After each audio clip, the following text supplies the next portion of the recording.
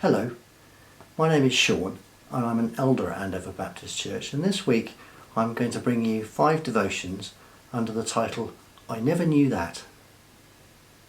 In life there are many things that we often come to believe are true but that in fact are not. Like the fact that swimming after eating is dangerous. I can remember my parents telling me this many times, but the truth is it isn't. You can eat and swim whenever you wish. Or that most people only generally use a small percentage of their brains.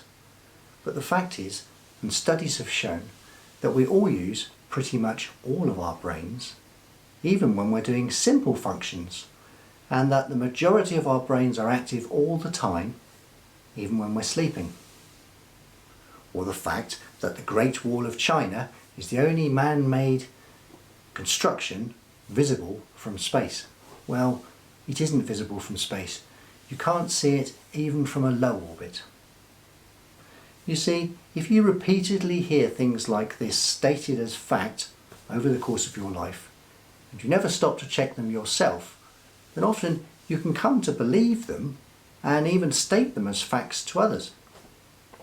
It can often come as quite a shock, for example, to learn that sugar does not actually make children hyperactive.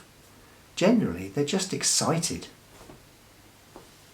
So, it's no surprise then that there are similar beliefs in many of us about the Bible, and lots of things that, unless we've done some investigation ourselves, or we've been told the truth by others, we may think of as facts or believe are included in the Bible but actually are not.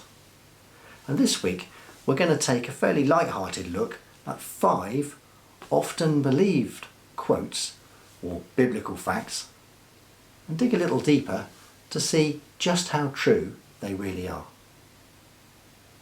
To start with, did you know that in Genesis it does not actually mention that the fruit of the tree was an apple? Genesis 3 verse 6 says, "When the woman saw that the fruit of the tree was good for food and pleasing to the eye, and also desirable for gaining wisdom, she took some and she ate it.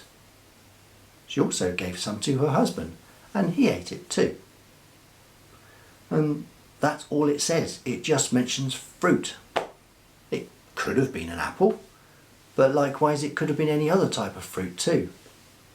Nobody really knows why we've come to think of the fruit as being an apple, as shown in so many paintings. Maybe it's the paintings that have put that into our conscious thought. The Latin word for apple is malum, but that word used in a different context within Latin can also mean evil, and some have speculated that the mixture of those two words is what's made us think of an apple. Others have argued that as Adam and Eve covered themselves with fig leaves once they realised that they were naked, that it could have been the fruit of a fig too. And there are other theories that the fruit was grapes or a pomegranate, or even one theory that it was a banana. I quite like that one. In the end, it doesn't matter one jot what the fruit actually was on the tree. What matters is the imagery involved and what we can learn from it. I know that many of you, like me, will have heard this time and time again, but put simply, God placed a fruit tree before Adam and Eve.